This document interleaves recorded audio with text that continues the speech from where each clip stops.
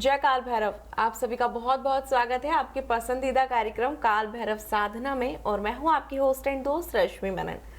दर्शकों, जैसे कि आप सभी जानते हैं, इस कार्यक्रम के माध्यम से आप ये जान पाते हैं किस तरीके से काल भैरव जी को प्रसन्न किया जा सकता है, कैसे उनका आशीर्वाद आपको प्राप्त हो सकता है, किस प्रकार से आपकी बाधाएं जो है वह दूर हो सकती हैं, कैसे आपकी समस्याएं दूर हो सकती हैं, कैसे आपके बाधित कार्य बन सकते हैं, किन चीजों का सहारा लेना आपको आवश्यक होता है। उसी प्रकार से आप ये जान पाते हैं कि साधना करते समय कौन सी चीजें महत्वपूर्ण होती हैं, किस प्रकार से हम अपने चक्रास को जगा सकते हैं, कैसे कुंडलिनी जागरण होता है। यही सब जानकारियां आप तक पहुंचाने के लिए आज एक बार फिर से हमारे साथ स्टूडियो में मौजूद हैं जाने माने विश्व प्रसिद्ध डॉक्टर तारामणि जी। सद्गुरुदेव जी, आपका बहुत बहुत स्वागत है। धन्यवाद। जय श्री काल भैरव। तो दर्शकों, यदि आप भी ये सारी जानकारियां प्राप्त करना चाहते हैं तो आपकी टीवी स्क्रीन पर सारी डिटेल्स फ्लैश की जा रही हैं। आप व्हाट्सएप कर सकते हैं, इसके साथ ही आप कॉल मी फॉर ऐप के माध्यम से सद्गुरुदेव जी से बात करके इनके सानिध्य में आकर अपनी सारी समस्याओं से निजात पा सकते हैं। अब आपको यहाँ वहां भटकने की बिल्कुल आवश्यकता नहीं है। काल भैरव जी का आशीर्वाद आप प्राप्त कर सकते हैं, अपनी समस्त परेशानियों के समाधान आप प्राप्त कर सकते हैं इन नंबरों पर संपर्क करके। नंबर लगातार आपकी टीवी स्क्रीन पर दिखाए जा रहे हैं। देर मत कीजिए, अभी कॉल कीजिए और प्राप्त कीजिए अपनी तमाम प्रकार की समस्याओं के समाधान मात्र एक कॉल के माध्यम से। तो सद्गुरुदेव जी, आप बहुत सारे बातें जो है हमारे दर्शकों को बताते हैं, उनको बताते हैं साधना कैसे की जाती है, सिद्धियां कैसे प्राप्त होती हैं, किस तरीके से कार्य करती हैं, और आप उनका मार्गदर्शन करते हैं। ये भी बताते हैं किन चीजों का ध्यान रखा जाता है। बात की जाए कुंडलिनी जागरण की, तो मैं चाहूंगी आप हमारे दर्शकों को बताएं ये क्या होती है और किस तरीके से कार्य किया जाता है इससे। जी बिल्कुल। कुंडलिनी, मेरे पास बहुत सारे लोग आते हैं कि कुंडलिनी जागरण करना है, कुंडलिनी साधना करनी है, कुंडली के बाद क्या होता है, ऐसे बहुत सारे प्रश्न लेके साधक मेरे पास आते हैं। तो सर्वप्रथम कुंडलिनी का एक नियम है कि अगर आपको उसका जागरण करना है तो आप उसके बारे में चर्चा ना करें, आप उसके बारे में बात ना करें। कारण क्या है कि इतनी गुह्य है, इतनी गुप्त है, इतनी रहस्यमय है कि व्याप्त हर जगह है लेकिन पता किसी को नहीं है। जैसे एक हिरन के भीतर सुगंध देती हुई कोई कस्तूरी महकती रहती है और उसको जंगल जंगल भटकता रहता है ढूंढने के लिए, लेकिन उसको नहीं मिलती है, होती उसके भीतर ही है। उसी प्रकार से व्यक्ति के भीतर एक ऐसी शक्ति विद्यमान है जो इस ब्रह्मांड में है, लेकिन है उसके भीतर। ये हो सकता है दुई अर्थी लग रहा हो, लेकिन ये इसका कैरेक्टर है, ये इसका नियम है कि अगर आप उस रहस्य के बारे में बात करेंगे तो रहस्य उजागर नहीं होगा, आपके समक्ष तो बिल्कुल नहीं होगा। तो कम शब्दों में, रहस्यमय शब्दों में इसको आपकी जानकारी के लिए मैं बताना चाहता हूँ कि जो कुंडलिनी शक्ति है, जब अनियंत्रित रूप में रहती है तो वो काली ही रहती है। काली को ही कुंडलिनी शक्ति बोला जाता है। और जब वो नियंत्रित फॉर्म में रहती है तो वो दुर्गा का रूप लेती है। जब वो नियंत्रित फॉर्म में रहती है, बैलेंस्ड रहती है, तो वो दुर्गा के फॉर्म में रहती है। काली यानी कुंडलिनी का क और काली का क, इसको लेके ही काली के मंत्रों का रचना करी गई है। काली का जो निवास स्थान बोला जाता है वो मूलाधार में बोला जाता है। वो कई सारे संस्कारों के बीच दबी हुई रहती है। कई सारे जो हमने कर्म किए हुए हैं इस जन्म में और जन्मों जन्मों में, उसके बीच दबी हुई रहती है। उसका जो मूलाधार है वहाँ पर वो विराजमान रहती है। और जब उसकी प्रोसेस शुरू होती है तब वो धीरे धीरे धीरे धीरे किसको एक जन्म में, किसी को कई जन्मों में अपने अपने स्थान पर विराजमान करती हुई आगे बढ़ती है और सहस्त्रार से फूटती इस ब्रह्म में उस ऊर्जा को लीन करवा देती है। तो कुंडलिनी जागरण के लिए साधक जब आता है तो उसको मैं ये कहता हूँ कि आप इसके बारे में चर्चा ना करें, इसका विधान आप करें, इसकी विद्या का आप ग्रहण करें और उस पर साधना करते हुए आगे बढ़ें, बजाय उस पर चर्चा करने। क्योंकि जैसी आप चर्चा करेंगे वो अपने विकृत रूप में आ जाएगी और हमें विकृत नहीं करना है, उसको आगे बढ़ाना है। फिर जब हम बात करते हैं कि इसका जागरण कैसे करें, कैसे कर सकते हैं, तो इसके दो तरीके हैं। एक ध्यान, दूसरा तंत्र। ध्यान के माध्यम से हम जैसा सहज हो रहा है इस प्रकृति में उसको हम सरेंडर हो जाते हैं, 100% सरेंडर हो जाते हैं। यानी कि वो जो शक्ति है वो प्रकृति का ही हिस्सा है, हम उसी को ही सरेंडर हो जाते हैं। हम उसको पूरी तरीके जब सरेंडर होना शुरू हो जाते हैं तो धीरे धीरे वो अपने स्वरूप में आना शुरू करती है।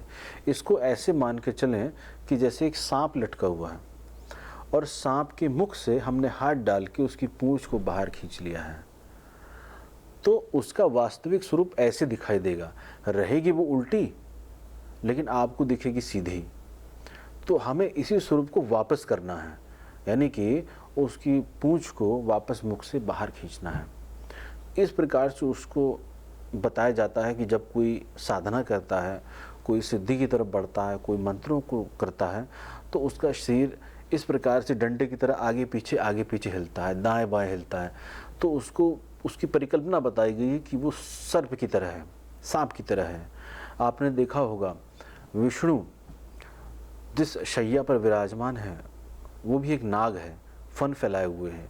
तो उसकी जो परिकल्पना बताई गई है वो कुंडलिनी में बताई गई है। यानी कि आपका विष्णु की अवस्था, यानी उस साधक की विष्णु अवस्था जब जागृत होती है तो उसके 100% चांस हो जाते हैं कि उसकी कुंडलिनी जागृत हो रही है।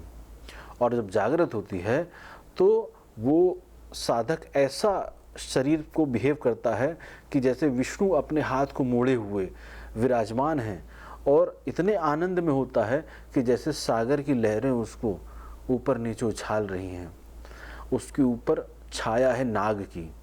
वही कृष्ण के भी आपने कथाओं में देखा है कि बॉल जब गेंद डूब गई तो उन्होंने सर्प के ऊपर नाचा। तो वो वही विष्णु अवतार को ही कृष्ण के रूप में बताया जाता है। उसी प्रकार से जब कोई साधक साधना करता है तो वही सर्प की गति को लिए हुए, यानी कि सर्प से ही इसको जोड़ के देखा जाता है कि वो कुंडल बांधे हुए बैठी हुई है, कि वो ऐंठ के बैठी हुई उसको उठना चाहती है, लेकिन उठने में हम ही लोग उसके बाधक होते हैं। तो जब वो फन फैलाती है यानी ऊपर उठती है तो उसकी गति जैसे सांप हिलता है वैसे हिलती है। तभी आपने देखा होगा कि शक्ति असुरों का नाश करती हुई आगे बढ़ रही है। तो वो असुर जो हैं वो आपके ही संस्कार हैं जो रोक रहे हैं उस शक्ति को ऊपर उठने से। तो उनका वध करती हुई जा रही होती है, चीखती हुई चिल्लाती हुई जा रही होती है। उसके उग्र स्वरूप को दिखाया गया है, क्योंकि उन संस्कारों को इतनी आसानी से नहीं संभाल सकता है कोई, उसका मर्दन ही करना जरूरी है। तो उसमें दो विधाएं आती हैं, एक आपका ध्यान, एक आपका तंत्र। ध्यान में जैसे मैंने बताया कि आप सरेंडर हो जाइए, पूरी तरीके से छोड़ दीजिए। पूरी तरीके से कोई छोड़ नहीं पाता है, बड़े बड़े ध्यानी साधक भी नहीं छोड़ पाते हैं। तो ये भी कठिन है। क्यों? क्योंकि स्वयं को छोड़ना, स्वयं के सपनों को छोड़ना, अपनी इच्छाओं, अपने लालसाओं को छोड़ना, फिर हमसे जुड़े हुए लोगों के जो स्वप्न बंधे हुए उनको भी तिरोहित करना, उनको भी छोड़ देना, इतनी हिम्मत बहुत कम साधक कर पाता है। दूसरा, जब तंत्र में आते हैं, तंत्र में मंत्रों से चोट मारी जाती है, उकसाया जाता है उस शक्ति को। क्यों? क्योंकि वहाँ पे आप हाथ डाल के नहीं उठा सकते हैं, क्योंकि आप देख ही नहीं पाएंगे, कहाँ हाथ डाल के उठाएंगे, कोई ऑपरेट नहीं कर सकता है। तो वहाँ पे वाइब्रेशन है उसकी, उस वाइब्रेशन को उसी सेम वाइब्रेशन से छुआ जा सकता है। और वाइब्रेशन कोई एक मंत्रों की चोट ध्वनि पैदा करती है और वहाँ तक पहुँचती है। तो जब वो वाइब्रेशन उस मूल तक पहुँचती है, जैसे मैं एक आंशिक रूप से आपको बताऊँ, जैसे मूलाधार का जो मंत्र है वो लम है। तो बोलने में तो लम है, लेकिन वो अंदर क्या ध्वनि पैदा कर रहा है वो जब आप लगातार करेंगे तब जाके आपको अंदर चोट पड़ेगी। उसी प्रकार से मंत्रों में भी अंग, लंग, श्रिंग, ये सब मंत्रों का प्रयोग किया जाता है। तो वो कहीं ना कहीं अंदर आपकी कुंडली पे चोट मार रहे होते हैं, उसको जागृत कर रहे होते हैं, उसको उठा रहे होते हैं, ताकि वो उठे और नीचे से उठ के हमारे चक्रों का भेदन करती हुई सीधे सहस्त्रार को फोड़ती हुई इस ब्रह्म में लीन कर जाए। और इस जीव की जो आने जाने की यात्रा है 84 लाख की यात्रा है, करोड़ों करोड़ों जन्मों से पता नहीं कौन कौन सी असंख्य योनियों में पड़ा रहता है, उन यात्राओं से वो मुक्त हो जाए, उसको प्रकाश के दर्शन हो। और सभी को पता है कुंडलिनी में 7 चक्र होते हैं, मूलाधार से लेकर ऊपर सहस्त्रार चक्र तक, आज्ञा चक्र, विशुद्धि चक्र, स्वाधिष्ठान, इस प्रकार के कई चक्रों को भेदन करती हुई चीखती चिल्लाती कुंडलिनी अगर गाइडेड फॉर्म में नहीं होगी, गाइडेड फॉर्म मतलब अगर किसी गुरु के मार्गदर्शन में नहीं होगी, तो वो उस साधक का बुरा भी करती है। क्यों? क्योंकि उस साधक के अपने स्वयं के संस्कारों पे पकड़ इतनी ज़्यादा होती है कि वो एकदम घबरा जाता है। उसको पता ही नहीं चलता है कि ये कुंडलिनी का जोर पड़ रहा है कि मैं पागल हो रहा हूँ। वो दवाइयों के पास भागता है, डॉक्टरों के पास भागता है, साइकोलॉजिस्ट के पास भागता है। उसको समझ में नहीं आता कि उसकी याददाश्त खो रही है, उसकी बोलने की वाक्पटुता आ रही है कि वाक्पटुता जा रही है। वो इतना इम्बैलेंस हो जाता है। और अगर ऐसे में अगर कोई भी गुरु उसके पास नहीं है तो उसकी यात्रा हमेशा के लिए बाधित हो जाएगी और पता नहीं किस जन्म में कौन सी ऐसी भाव दशा बनेगी, फिर कोई गुरु मिलेगा और उसको सही राय देगा, सही गाइड करेगा। क्यों? क्योंकि ऐसे ही मौके पर लोग स्वयं को ये घोषित करना शुरू कर देते हैं कि मेरे पे देवी आ रही, मेरे पे देवता आ रहा है। क्यों?